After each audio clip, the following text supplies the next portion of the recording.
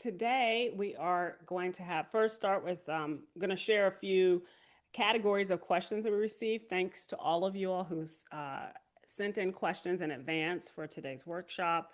And so we'll share a little bit of that before we go into our conversation with Jennifer. Jennifer will be sharing her data and the findings from the data, and then we'll end with questions or comments that you have.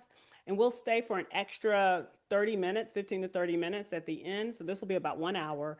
And then we'll stay for an extra 15 to 30 minutes at the end. We'll call it lounge time, where you can ask some questions outside of the large group or have some more informal conversations with Jennifer.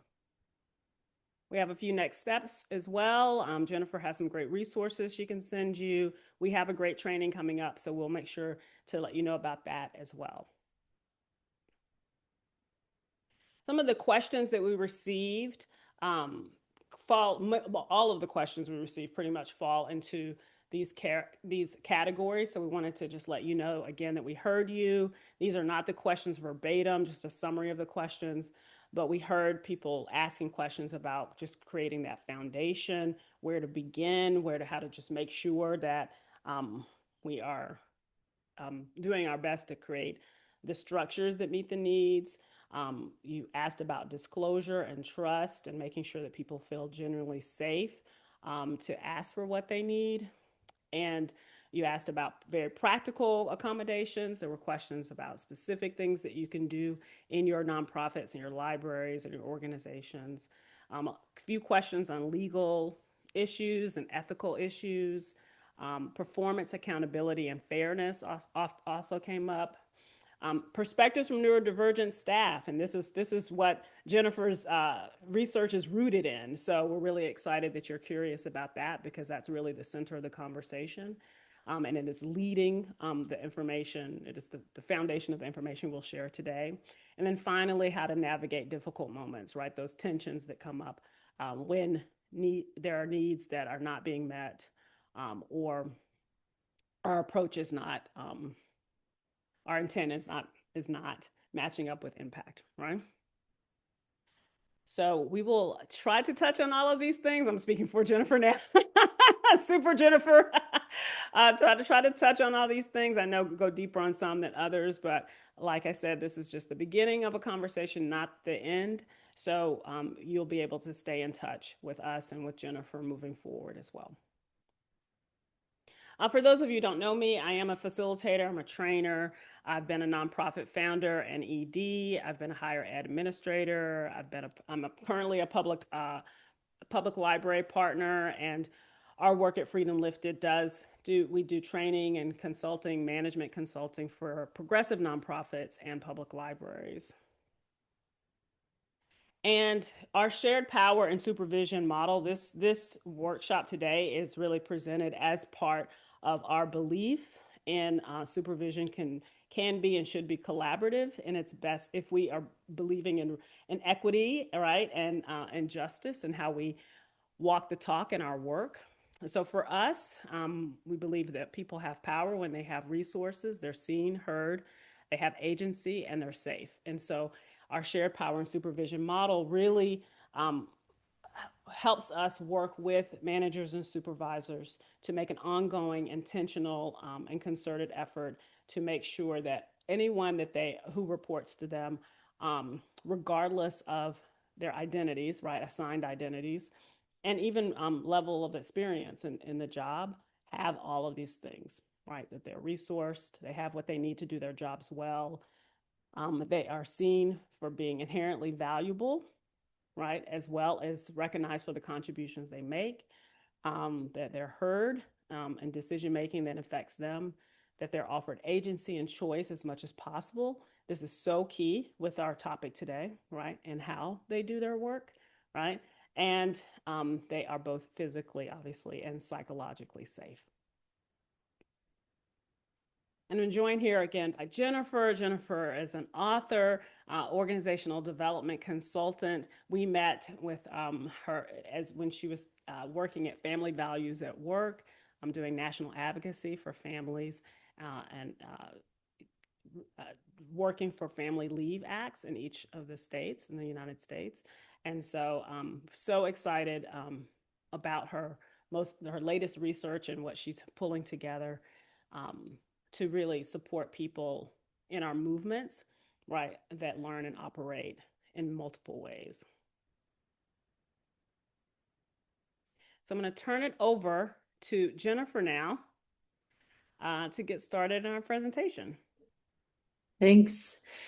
Thanks so much to Mia and to Erin and the entire Freedom Lifted team for this opportunity. I have so much admiration for the work that Mia has done and the team she's assembled. So thank you, thank you, thank you for that. And thanks to everyone for being here. So I have been interviewing folks with various neurodivergent identities for a book project that I'm working on. The book is, the working title is Making Work Work, a workbook for neurodivergent people who need to pay the bills. So it'll be kind of a self-awareness exploration workbook.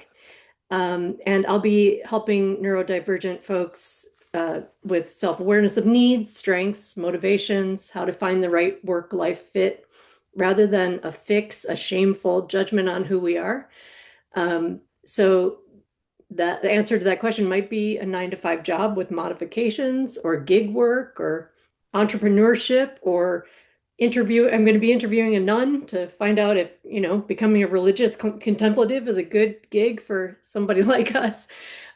Joining a commune, whatever gets our material needs met while working best with the particular ways that our brains work. So that's where all of this research started, was trying to really get a lot of background from a lot of different circumstances, a lot of different life experiences, about what it is to be in the work world with a neurodivergent brain.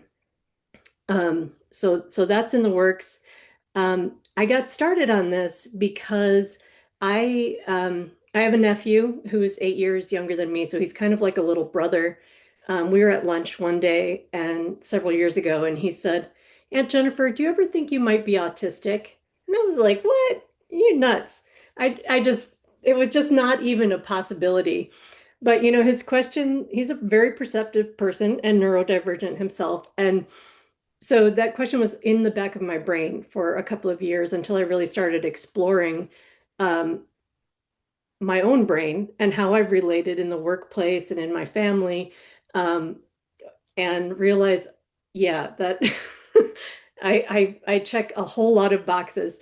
So I consider myself a late understood ADHDer, so autism/ADHD, working together in my brain. And long before I had this realization, I was working in the nonprofit world, in the electoral politics world, in the arts field, and discovering and managing a lot of neurodivergent staff. So I have this experience from both my internal life as an ADHDer trying to work for other people, and then also managing folks. I also, turns out, these things are often genetic. I am the parent of 2 ADHDers and 1 ADHDer, so have had the experience of trying to help my adult children navigate the world. Recently, I have moved on from Family Values, where I had the pleasure of working with Mia, and founded Real Human Headquarters, which is a consultancy focused on using conflict to transform our organizations and developing organizational capacity to make best use of neurodiversity. So we can talk about Real Human Headquarters at the end again, but for now, I want to give you a little presentation, and I do believe it will be relatively short, about what I've been finding out in my interviews. I've done about 40. My goal for the book is to do about 150. And there will be an invitation at the end for you to sign up for an interview, either as a manager of people with neurodivergence or as a person who's in the work world with neurodivergence. So either of those identities, I would love to interview you and find out what your experience in the work world has been. So I'll do my presentation, and then we'll move on to what I already know is going to be a robust Q&A. And yes, the recording will be made available. So If you miss something or you want to reflect on something later, we will make sure that you have the tools to do that. Um, so just to get a sense of some of the questions that were in the audience, I love the way Mia had them summarized as curiosities.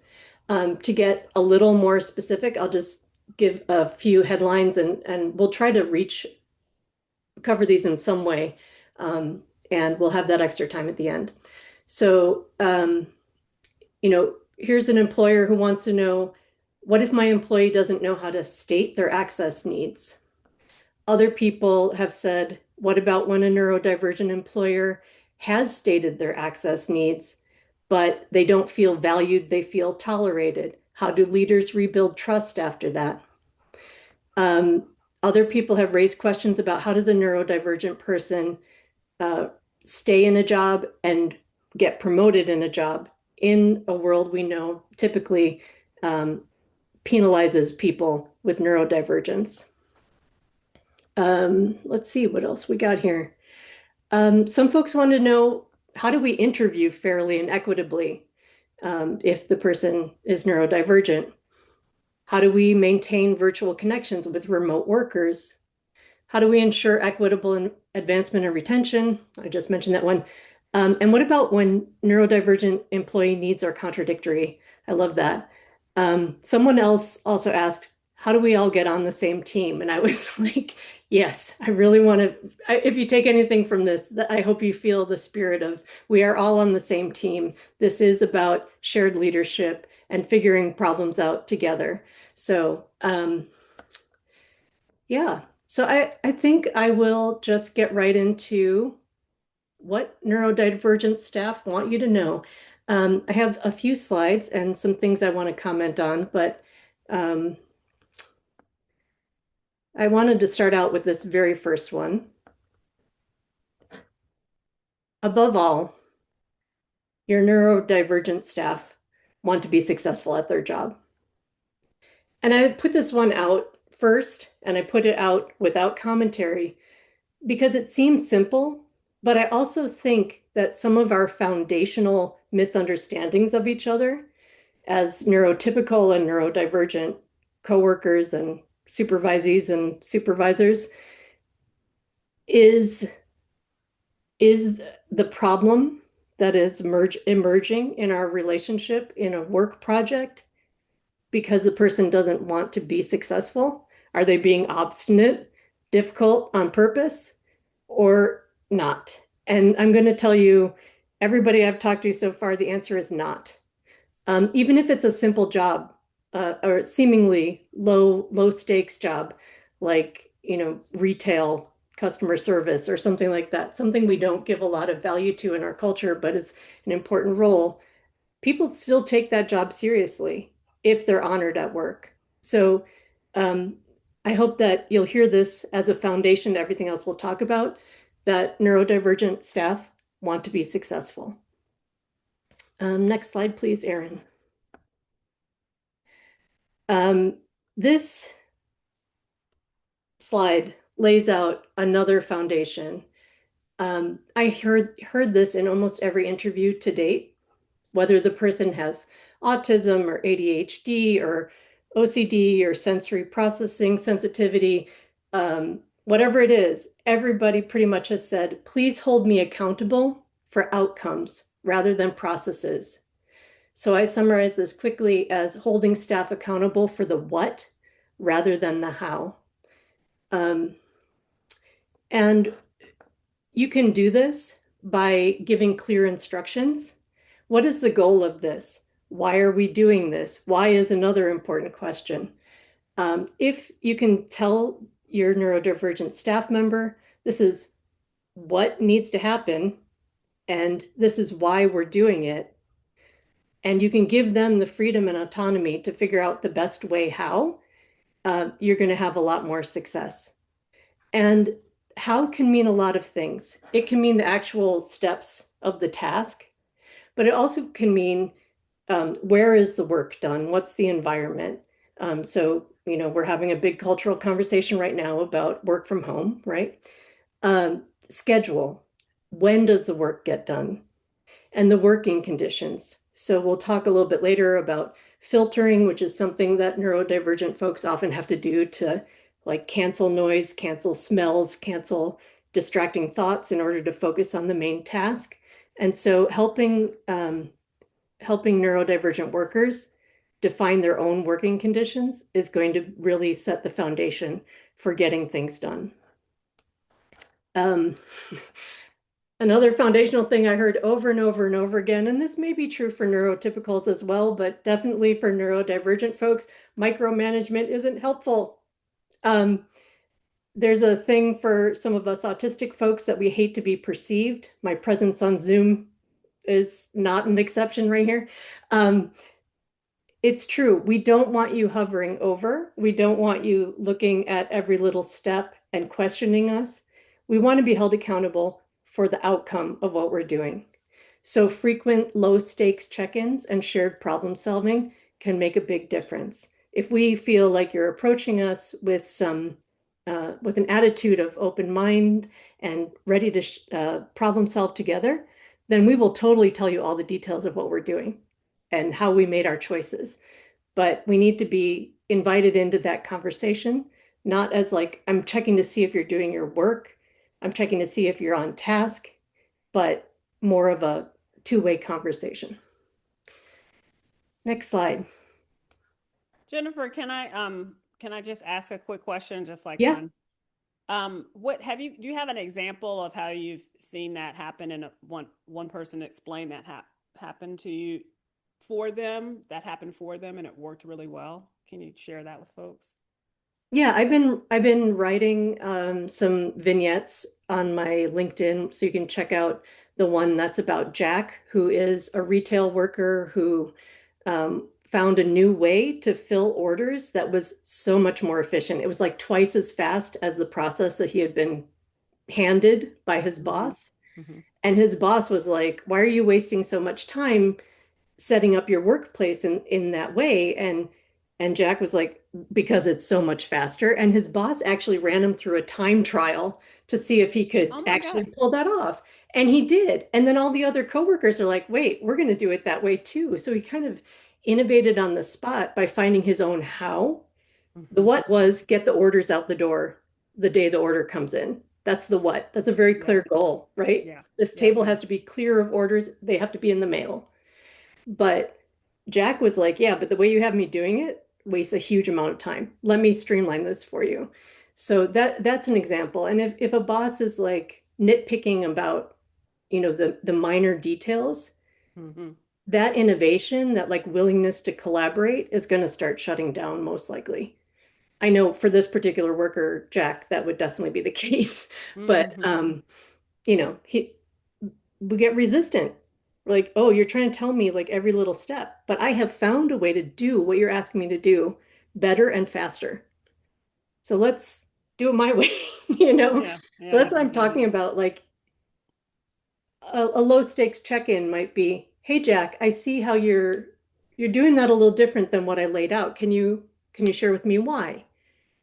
That's low stakes. I'm inviting you to tell me, what you're innovating around, right? Mm-hmm. So Mm-hmm. so that's an example I encountered in my interviews.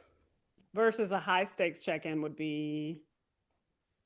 Um, you're not doing this the way that I told you when I trained you on this process. Mm-hmm. And if I don't see more adherence, then I think there might be some consequences. So Yeah. that Yeah. feels completely different and shuts Yeah. down the innovation, right? Exactly. Yeah. So Thank you so much. I really appreciate that because I think that's when I'm following you on LinkedIn and getting these vignettes, that's what I'm really appreciating about how we're seeing, and this is definitely neurotypical people as well. I mean, this is what you just described as a foundational piece of the agency that we want to make sure that our direct reports have so that they feel more powerful in their work, right? yeah. So yeah, thank you so much. All right, I'm getting back to my job now. Getting It's all your job. All right, so these are cascading. You just let me know when you're ready for the first one, okay? Yeah. All right. So neurodivergent workers want you to know that hidden work is being done. it takes the form of masking, translating, and filtering, and that takes time and energy away from the main tasks. So the first one, masking, is covering our natural neurodivergent responses or performing neurotypical seeming responses. So, for example, one of the ways that I know that I'm autistic is because as a child, I actually had to practice making the correct facial expressions in response to other people's language. And I knew when somebody said something like, "Happy birthday, Jennifer," I was supposed to smile. I had to practice that as a child. So masking that, like producing the smile on command, that's a type of masking. Translating is another thing we're working on. That's number two. So figuring out what neurotypical people are saying, what they mean by what they're saying, and then how to make ourselves understood in that context takes a lot of energy when there's interactions between coworkers or between supervisors and supervisees. So it's pretty classic for um, folks with autism to not necessarily capture sarcasm on the first try. I am a very sarcastic person, but making myself understood as a sarcastic person is challenging too. So there's all of that. Like sometimes I'll realize somebody was making a joke 2 days later, and hopefully nothing catastrophic has happened in the meantime. But it's real. We're constantly trying to figure out, read between the lines, look for subtext, worry about subtext later. So all of that is taking up some of our brain capacity. Um, and then filtering is another thing that we do.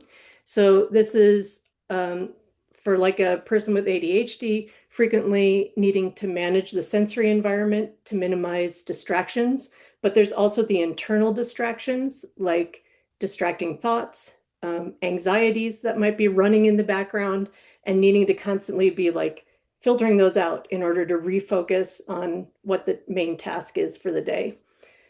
And then finally, complicating this picture a little bit is the other filters, translators, and masks that are often running when you have any interaction among any two humans who are different in some way, related to language, culture, race, gender, class, power, age, right? So if you're the only Spanish speaking immigrant worker in your workplace and everybody else is a native born native English speaker, you're filtering a lot of other things already.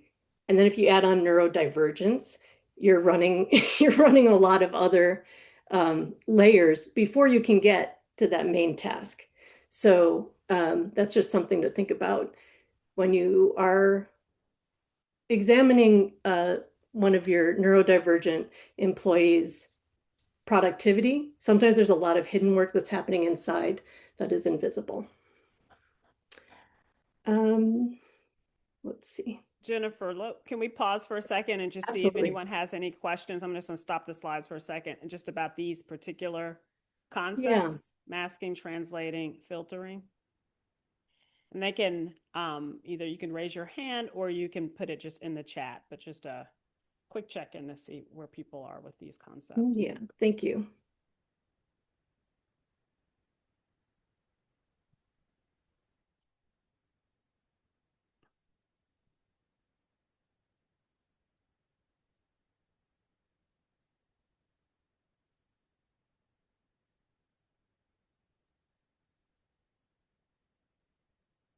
In the chat, someone's saying, I love that you include the additional filters like race. We're getting a couple thumbs up in our reactions.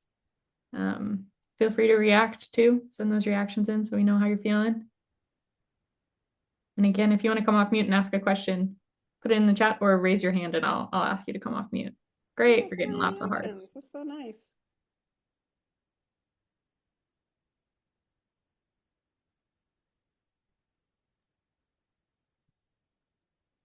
All right. All right. I think it's okay to move on. Okay, yes. I'm gonna just cascade this as well for the slides, okay? Okay. All right. Oops.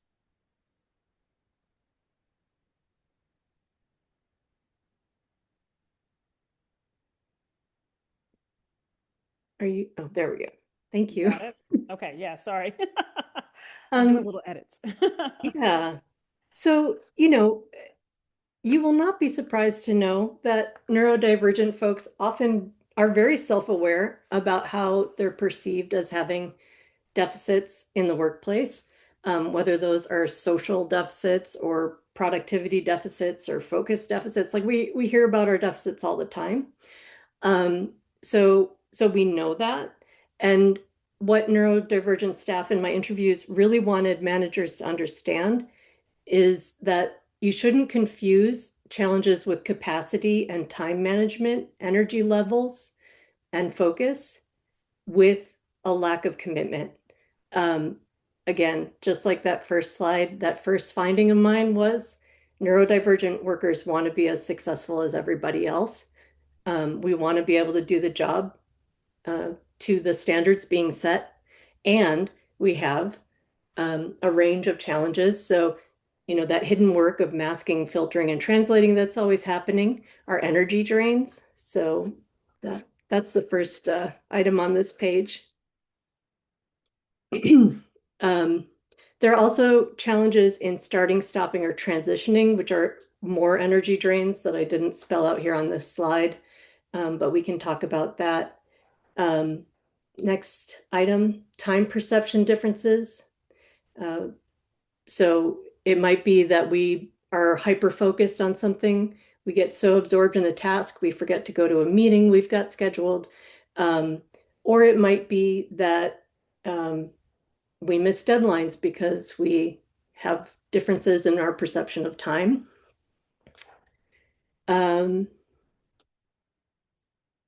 What is our next one? Hyperfocus. I just talked about that a little bit. Um, Galaxy brain. The idea that, you know, one of the things that neurodivergent brains are often doing is pattern recognition. So for survival reasons, and also just because that's the way our brains are wired, we are looking for connections between things. And so suddenly one small idea being discussed at a meeting, we can start seeing that it's like connected to 12 other things. And sometimes we want to talk about those 12 other things and we want to get them all on the table. And, so that can also create some questions about time management and like project design. When projects are being developed, are we adding in too many things, which then lead to those capacity concerns? So those are some challenges that might show up. And then finally, I want to mention a big challenge, which is a lot of neurodivergent folks have sleep disruptions and might be night owls and have other energy rhythms. We all have energy rhythms, right? Like I often bring up the after lunch slump. Nobody wants to be the conference speaker with the 1 p.m. Conference speaking slot, right? Because everybody's kind of in a dip. And, so there's common energy rhythms that happen in a 9 to 5 workspace, but neurodivergent folks might be on a very different rhythm. And so that looks like a lack of capacity or not willing to collaborate or things like that. It might be interpreted in a lot of different ways, but it really is just something organic to the way our patterns of sleep and wakefulness operate. And next slide. And I should say none of the differences that I just listed on the previous slide reflect on the desire to get the job done, right? It's just literally that we are wired differently when we show up to the task. Another thing that my interviewees have told me is how important emotional safety is before anything else. So emotional safety is the prerequisite, for example, for one of your staff to come and tell you, it's really hard for me to work in an open office. Can I get the next open office that has or next available office that has a door? Can I bump to the top of the list?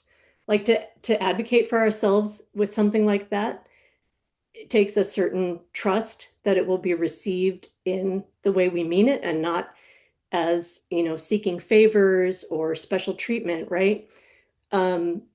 a lot of people had questions that were submitted before during registration about accommodations, and emotional safety is the very foundation of the ability to ask for what we need. So if there's one thing that you take away from today, what I really, really, really, really want to ask managers to do on behalf of their neurodivergent staff is lower the stakes, lower the emotional stakes by making it normal to check in with your neurodivergent staff.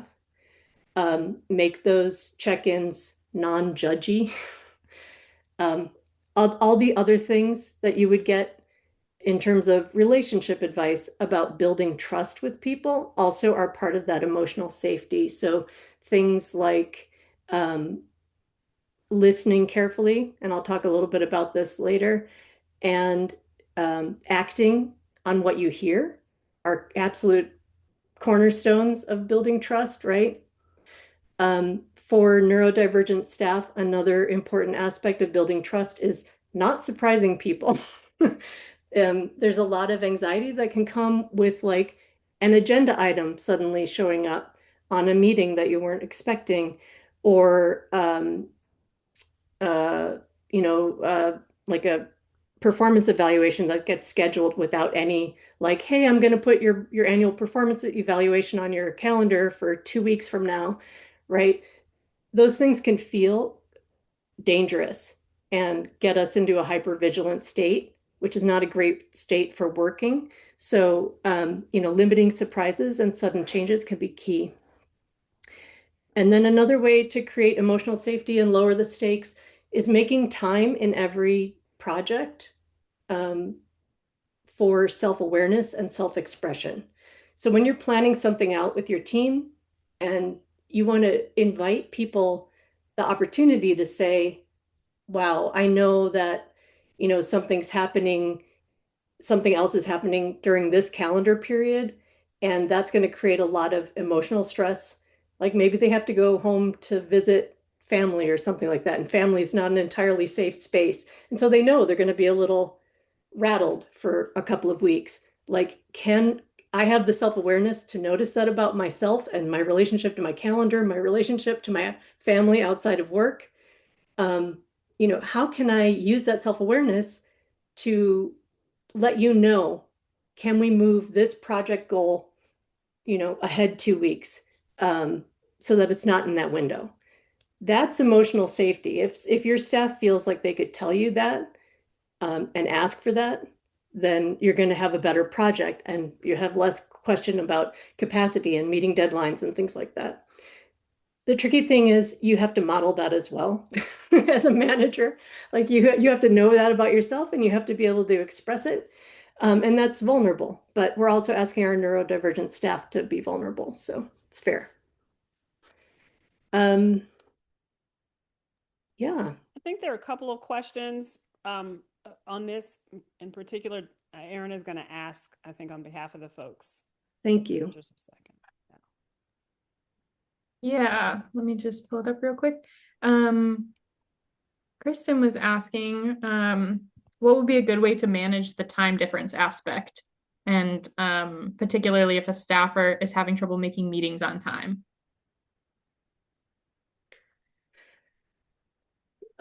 Self-awareness is really important. And, I think it's important. My last slide is about we are the experts on our own brains. And it's part of your job as a manager to help us articulate what we know about our own brains. So again, creating those environments where people can say, we don't do this project that we're planning in a vacuum. We're doing it in the context of all of our real human lives and with our real human brains. And so, like, what do we need to know to make sure that we can make the deadlines that we set, so that we know that these deadlines are realistic? And so that's one aspect of that. For like a longer project, you really want to invite people in to say, it is safe for you to tell me what you actually see are the barriers to meeting these deadlines. So that you can set realistic deadlines, you can problem solve together around certain things. The other thing on a more like nitty-gritty level, I think, is inviting self-awareness around what kinds of tools actually help. So like, does the buddy system help? Like Mm. if you have a meeting, let's say a weekly team meeting where you know everybody's going to be there on Tuesday at 2 p.m., but this person is consistently late, like, is it okay for us to have the buddy system where like I would assign a coworker to you to like, make sure both of you show up on time. So like there's a million tricks out there. This one thing that like ADHD books are really good at is coming up with ways to trick yourself into doing things. Um, and so, those resources are out there. I want to focus at the moment less on the like tricks and tips and more on like what's your orientation, your leadership orientation to this team that will help you, get what you need from them, like timely meeting attendance. So it might be a buddy system, it might be setting a timer, it might be, I do duplicate reminders. So I have a reminder on my phone, reminder on my calendar, so I make sure I'm there on time. Um, but I had to have the self-awareness that I need both of those timers to go off or I won't be there on time. So, helping people, building a culture on your team of self-awareness, of gentle, non-judgy observation can be really powerful. So, you can ask the person, in my observation, it seems like you struggle to get to our weekly team meetings on time. Do you think that's an accurate observation? And then you're going to invite that person to think of some ways that will help them get there. And also the why. So you want to make sure that that they know why it's important to you that they're there on time. You may also want to do some kind of guaranteed process that happens at the beginning of every meeting so that people have a planned transition, because stopping and starting and transitioning can be really hard for neurodivergent folks. And so knowing that, for example, at the beginning of each team meeting, we have a centering exercise. We're all going to sit and listen to a poem or something like that. People know that they need to be there in time to like settle in to the shared space. So that creates kind of like an emotional guarantee in a way, that they will be held as they're moving into the space and moving into this next task. So, those are the kinds of things that I'm really eager to work with people about. It's like, how do we build the emotional culture, the social culture that will help people apply those tips and tricks that you can find in various, books out there. So, Mhm. yeah. Thanks, Jennifer. Yeah. Alexia asks in the chat, how do you use low stakes communication while also holding someone accountable to their responsibilities? I really think you have to back up to goals, clear goals, make sure that you know and they know exactly what's being asked, because often not having a shared understanding of what's being asked and why, meaning is super important. Um, you know, it's harder for people to feel without anxiety that they're meeting your expectation. If your goals are really clear and you've given them the autonomy to figure out the best way to meet those goals, um, I think regular check-ins again, and making sure that you are cultivating that self-awareness. You're creating an environment where it's safe for people to say, I am really bad at meeting deadlines. Like so then it becomes a shared problem that you're going to collaborate on solving, which is kind of exciting. Like, it's okay. Some of us are wired that way. We're bad at deadlines. What can we do to make sure, is it a check-in at these 6 points across this project where you and I are going to compare notes? We're going to look at if there needs to be any adjustments. So you're still holding the person to standards, but you're understanding that the way they're going to achieve those standards looks a little different than for neurotypical staff. And we can talk more about that in the Q&A. We have another question from Andrea, and I'm going to ask Andrea to come off mute so we can get some other voices in the room. Thank And then you. after this question, I know that Jennifer did have the final part of the presentation around being experts on own experiences. So we'll do that, and then it's come just back one with more some slide. questions. Yeah. Okay. Hi, Jennifer. Thank you so much, Erin. I really appreciate this. I've been in situations where I just felt really inept, not knowing how I could be supportive to my team.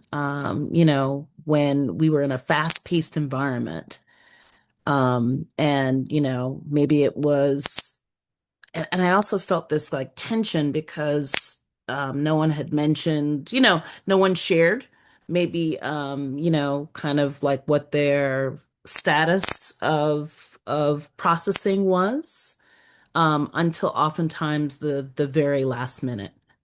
And so, and I knew we had a really fast-paced environment.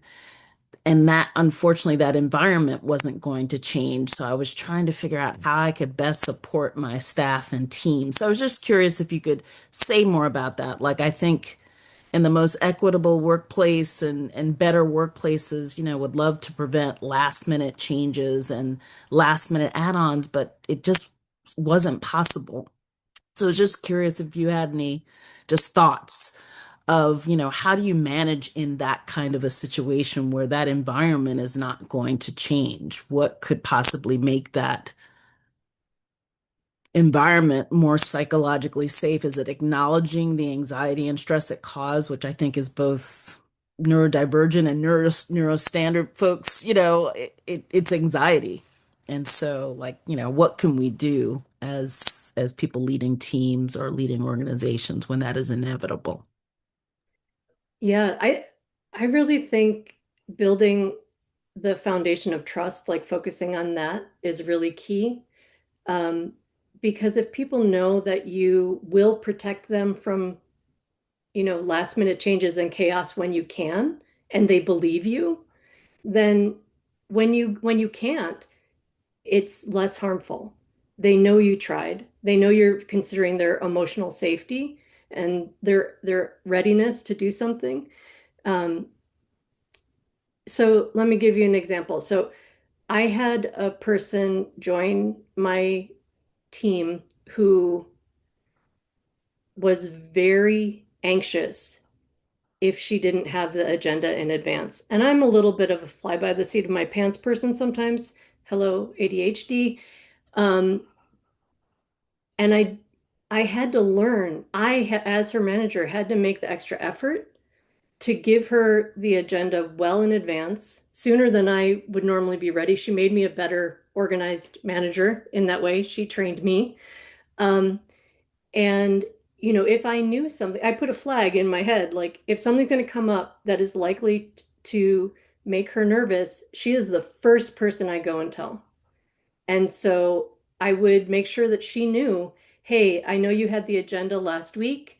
I just learned that we need to talk about this thing. I'm going to add it to the Google Doc. If you have any questions, just go into the doc and, put them in the margins or whatever. So like she knew I was like holding that transition for her, right? And after about 6 months, I didn't have to do that anymore. We could throw a last minute item on the agenda that afternoon, and she was chill about it because she knew that I wasn't going to do anything that was like, guess what? You're going to give a report out now on XYZ that she wasn't ready for, right? I would never surprise her on purpose, and she knew that. So that's the kind of thing about like, I'm saying about like building trust, building that relationship will eventually help you weather those like chaotic periods more smoothly.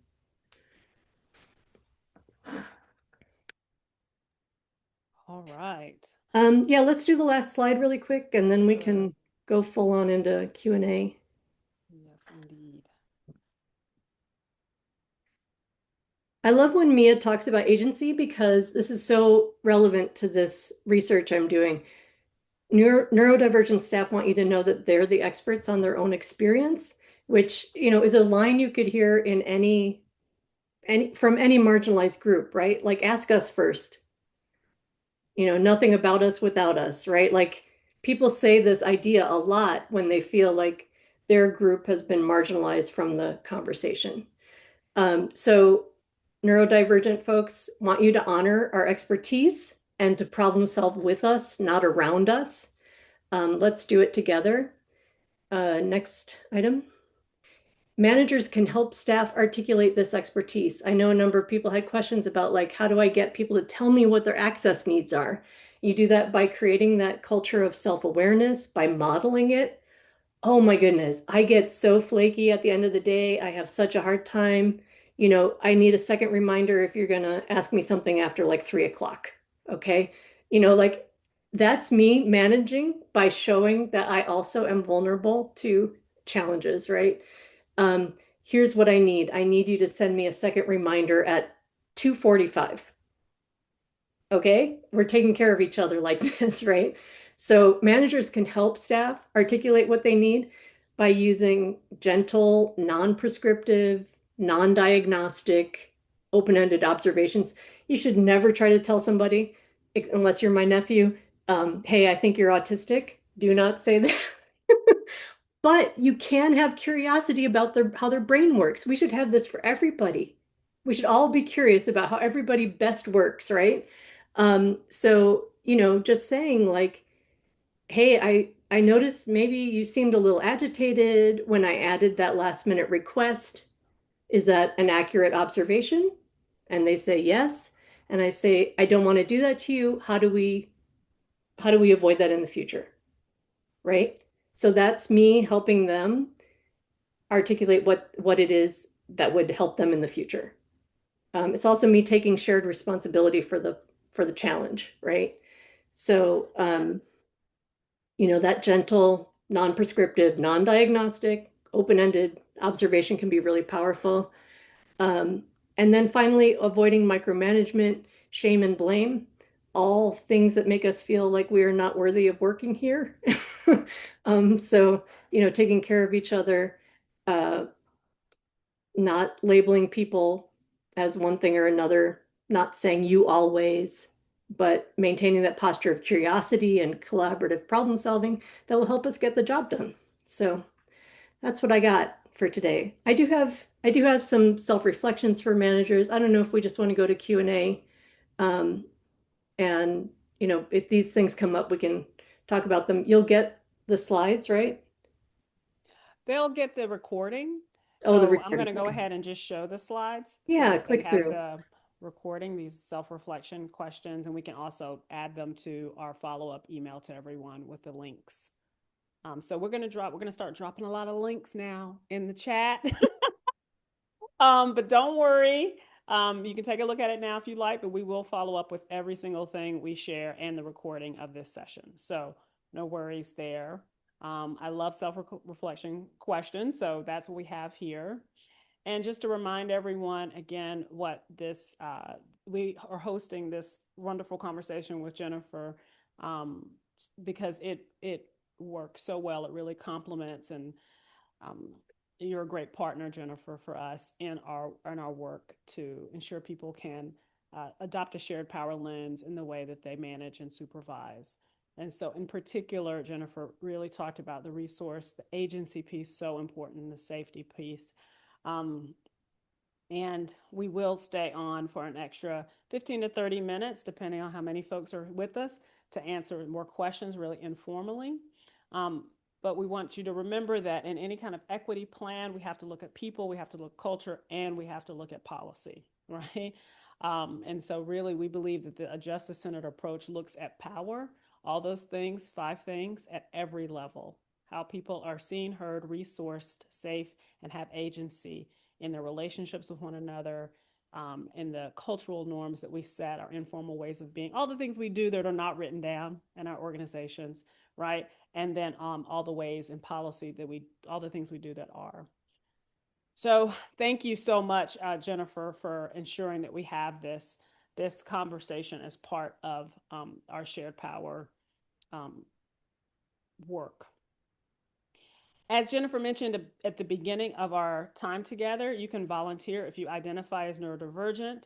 You can volunteer for an interview Erin is going to drop that link in the chat for you to sign up for an interview if you like, or share with someone. It is so important that we participate in these things. I was talking to someone recently about, well, I was actually reading about it and then talking about, this is totally unrelated, but I'm going to share it anyway, about Black women and health, right? And in particular, Black women in health in menopause. And there's not a lot of data because we don't want to be in studies, right? A lot of it, so part of it is not being asked, but other parts of not trusting, right? That our stories and our experiences are going to be held. I trust Jennifer. I hope I can extend that trust to you all, because I know that it's not easy to always sign up to be questioned and to share your experience. But the only way we're able to have a presentation like today is because 40 some people did, right? And so really important that we trust each other to build our knowledge base around these things. And then if you sign up for Jennifer's email list, that link as well, you're sharing an idea sheet, right, Jennifer? Yeah, I just want to say what it is like if you are like, where do I start? I want to follow up with a list of like experiments that you could try, things that you can change about your own leadership behavior that might start shifting things. So that's what it will be. It's like ideas for things you could, entry points into this culture transformation work. Awesome. So sign up for that email list and you'll get that idea sheet.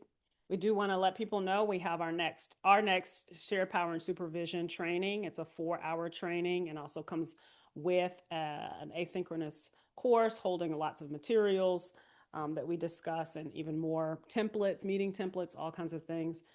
If you're interested and you have 1 or more direct reports, 1 to 10 direct reports, and would like to learn more about that training, you can scan the QR code or follow the link in the chat.